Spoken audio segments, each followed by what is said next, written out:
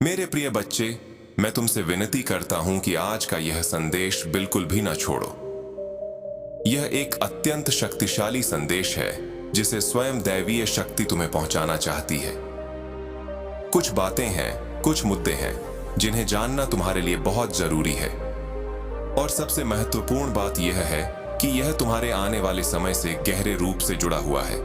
इसलिए इसे बिल्कुल भी नजरअंदाज मत करना, न ही इसे टालो।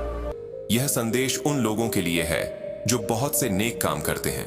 मुझे उस तरह की ऊर्जा दिख रही है जो एक दानी की तरह है, जो परोपकार करता है।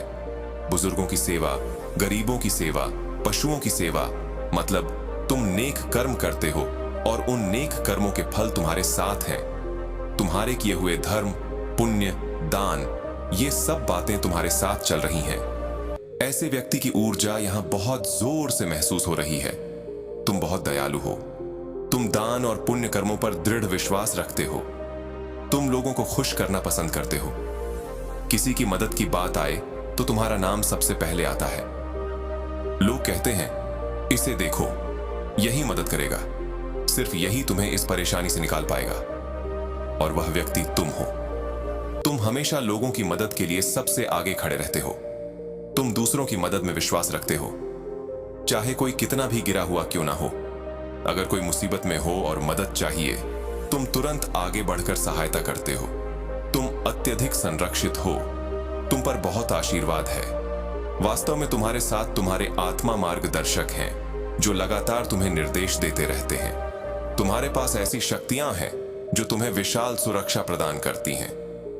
यह दैवीय सुरक्षा हमेशा तुम्हारे साथ है, लेकिन इसके साथ साथ तुम्हारे आसपास कुछ ऐसे लोग भी हैं जिनसे तुम्हें बार बार सामना करना पड़ता है। ये वे लोग हैं जो किसी न किसी रूप में तुम्हारे प्रति ईर्ष्यालु हैं।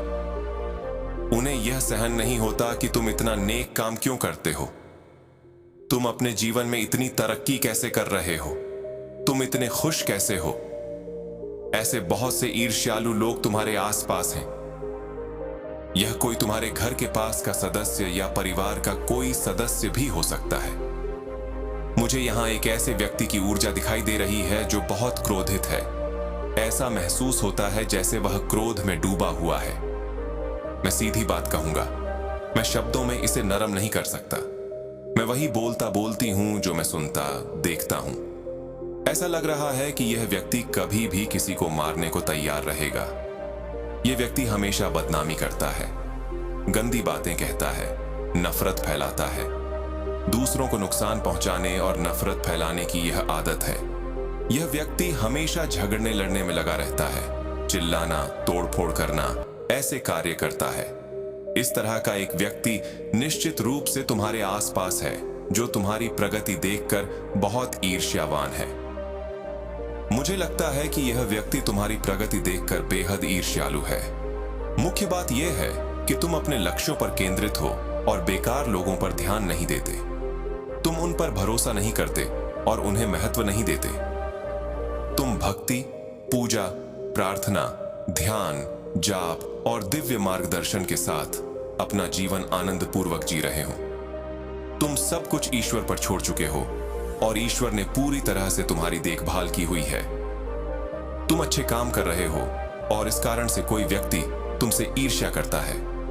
वह तुम्हारी सकारात्मकता नहीं सह पाता। ऐसा व्यक्ति निश्चित रूप से तुम्हारे आसपास है और मैं 100% महसूस करती हूं कि वह तुम्हारे बिल्कुल पास है। तुम इस तरह के व्यक्ति से दूरी बनाना चाहते हो।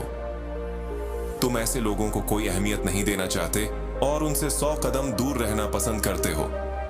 तुम जानते हो कि तुम कैसे हो और वे कैसे हैं। तुम और उन लोगों के बीच दुनिया भर का फर्क है। तुम ऐसे ईर्ष्यालु ऊर्जा वाले लोगों में उलझना नहीं चाहते। पर यह व्यक्ति एक बहुत बड़ी सिद्ध आध्यात्मिक शक्ति रखता है। यह सिद्धि सामान्य नहीं बल्कि बहुत ही शक्तिशाली है। भगवान ने इस सिद्धि को इस व्यक्ति को अच्छे काम के लिए दी थी, पर उसने इसे दुरुपयोग किया है। उसने निश्चित रूप से कुछ नकारात्मक ऊर्जा या काली ऊर्जा का प्रयोग तुम्हारे खिलाफ किया है। उसने अपनी सिद्धियों का दुरुपयोग कर तुम्हारे जीवन में रुकावटें डालने की कोशिश की है, पर अब यह सब दैवीय शक्ति के नोटिस में आ गया है। वे सब कुछ जानते हैं। मुझे ऐसा लगता है कि एक समय पर यह व्यक्ति अपनी सिद्धियों के चलते बहुत घमंडी हो गया था। उसने महसूस किया कि वह खुद भगवान बन गया है और पूरी दुनिया पर राज्य करेगा। ऐसे अहंकार और घमंड ने उसे घेर लिया।